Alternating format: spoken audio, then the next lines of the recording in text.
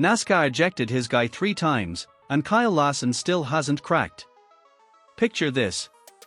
It is the morning of June 13, 2026.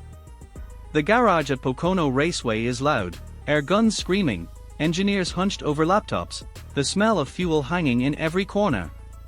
The number 5 Hendrick Motorsports Chevrolet rolls toward the NASCAR inspection line. Everyone watches. The car disappears behind the curtain. The crew waits. And then it rolls back out. Failed. They make adjustments. Push it back in. Wait again. It comes back out a second time. Failed again. 2 inspection failures. That is when NASCAR drops the hammer, and that is when one specific man picks up his bag, walks past the crew, past the pit wall, and out of Pocono Raceway entirely. Not for the first time this season. Not for the second time. But for the third time in 2026. And nobody in that garage, not Hendrick, not NASCAR, not the fans watching online, could fully explain why it keeps happening to the same man, on the same car, at 3 completely separate race weekends. The man at the center of this story is Jesse Saunders, car chief for the number 5 Hendrick Motorsports Chevrolet. The car chief is not a background figure. He is the person responsible for practice adjustments, qualifying preparation, and race strategy throughout the entire weekend. He fine-tunes the car between sessions. He is the last line of technical defense before a machine faces NASCAR's rulebook. Losing him before a race weekend is complete is like a surgeon getting escorted out of the operating room right before the procedure starts. The operation still happens, but the margin for error just got much smaller. The pattern with Saunders in 2026 is impossible to ignore. At Atlanta, Larson's car failed inspection twice and Saunders was ejected, with the team losing pit stall selection. At Bristol, 5 cars failed inspection and Saunders was the first name on NASCAR's ejection list. Then came Pocono, same sequence, same result. Hendrick Motorsports car chief Jesse Saunders was ejected from the remainder of the race weekend following the inspection failures involving Larson's car. 3 different racetracks. 3 different race weekends. One man's name on the ejection report every single time. Before going any deeper into this story, we are approaching 500 subscribers here at NASCAR Track Report, and that milestone only happens because of people like you watching right now. If you are not subscribed yet, hit that button right now. Drop a like, leave a comment, and share this video with someone who follows NASCAR. Your support is what makes it possible to keep bringing you content at this level. Now back to Pocono, because this is where the story gets complicated. Kyle Larson's number 5 car failed inspection twice today at Pocono. He will lose pit selection for Sunday and his car chief Jesse Saunders has been ejected for the weekend. That was Jeff Gluck of The Athletic, posting on X on June 13, 2026. No opinion. No editorial. Just the cold, factual record dropped in public for the entire NASCAR world to see. As a result, both teams lost pit selection for Sunday's Great American Getaway 400. Additionally, a crew member from each team was ejected for the remainder of the race weekend. The penalties stopped short of affecting the starting lineup because both cars eventually passed inspection on their 3rd attempt. Had either entry failed again, the consequences would have escalated considerably. Now there are 2 sides to this argument, and both deserve to be heard.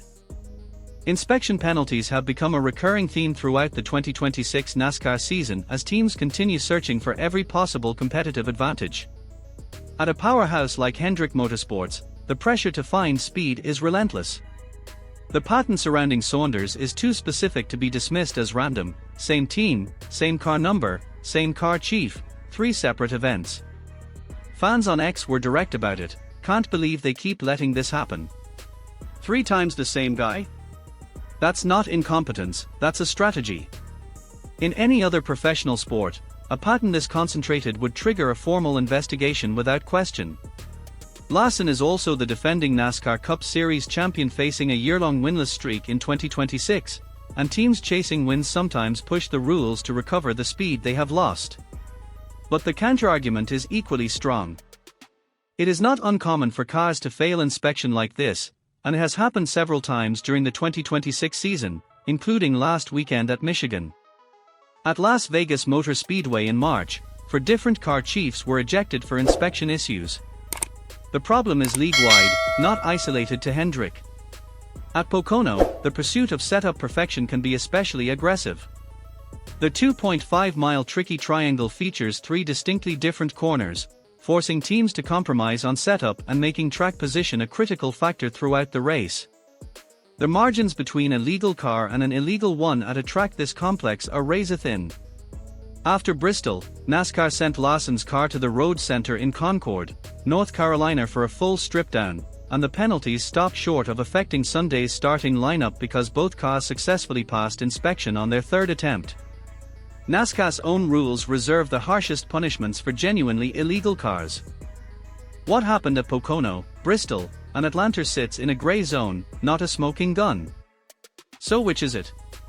Is Hendrick Motorsports deliberately running to the absolute edge of the rulebook and accepting the Jesse Saunders ejection as the calculated cost of doing business? Or is Kyle Larson simply the most scrutinized driver on the grid right now, the two-time champion whose car every inspector examines more closely than anyone else? Nobody has publicly answered that. Not Hendrick. Not NASCAR. And that silence is more revealing than any press statement could be. Here is what makes this story impossible to close. Despite losing his car chief for the third time in a single season, Kyle Larson walked out onto Pocono's tricky triangle and dominated. The Hendrick Motorsports star turned a lap of 170.707 miles per hour around the 2.5-mile tricky triangle and also paced the field in 10-lap average speed, showing long-run pace that could make him one of the favorites for Sunday's race. Then he qualified second. Front row. Under penalty. Without his car chief. Losing pit stall selection and having a key crew member removed creates an added challenge. The ejection of Saunders means Hendrick Motorsports will have to adjust operations on race day while attempting to maintain the speed that put Larson near the top of the board throughout practice and qualifying. They did exactly that. The penalty touched his strategy. It did not touch his speed. That is either the mark of a generational driver who does not need anyone's help, or the mark of a team so deep in resources that removing one person changes absolutely nothing. Either way, it is an uncomfortable fact for every other team in the Cup Series. Zoom out from Pocono, and the full picture of Larson's 2026 becomes even more striking. He clinched his second championship at Phoenix last November. The expectation coming into this season was a victory lap. What he got instead was a Daytona 500 crash, a DNF, and a 32nd place finish as the defending champion out of the gate. Then Atlanta, 16th place, already sitting 21st in points after just 2 races. 3 separate inspection penalties at 3 separate tracks. The same ejected personnel.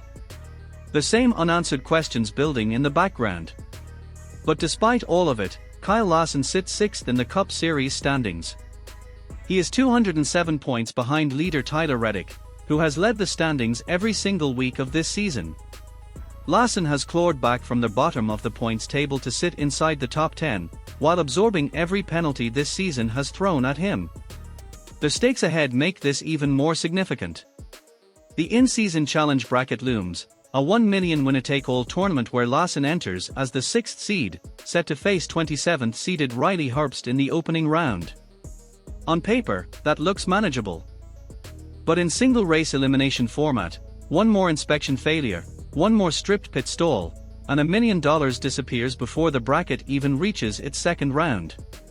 Then there is the street race at Naval Base Coronado on June 21st, 0 historical data, 0 precedent for any driver in the field. That kind of chaos either breaks a team already carrying their weight of 3 penalty weekends, or it sets a versatile, adaptable driver like Larson completely free. The question that nobody inside NASCAR wants to answer publicly remains open: is Jesse Saunders the problem, or is he the symptom? 3 ejections in one season, for the same personnel, on the most scrutinized car in the sport, while the driver behind the wheel posts the fastest laps every time he hits the track. That combination does not add up cleanly, unless something is happening inside the number 5 team that the public has not been shown yet. Is Hendrick Motorsports deliberately building cars to the absolute razor edge of NASCAR's tolerance, betting that the penalty costs less than the speed they gain? Or is Kyle Larson simply carrying a 2026 season that has been one long, unbroken sequence of adversity, and somehow, impossibly, still sitting inside the top 6 in points through all of it? That question does not have a clean answer yet. And here at NASCAR Track Report, we are going to keep pulling on this thread until someone in that garage gives us one. If you think Hendrick is gaming the rulebook, or if you think NASCAR's inspection process itself is the real problem, drop your answer in the comments right now. This is exactly the kind of debate this channel exists for. Share this video with any NASCAR fan who needs to see this story, because this one is far from over. If you enjoy real NASCAR breakdowns like this, you'll like what's coming next. Word count, 1,870 words. Script complete. Ideal by, channel name NASCAR Track Report. Use key or high throughout. CTA paragraph 3 mine organically at high with the 500 subscribers milestone, or closing CTA mine comment share engagement prompt p high. Ready for your review.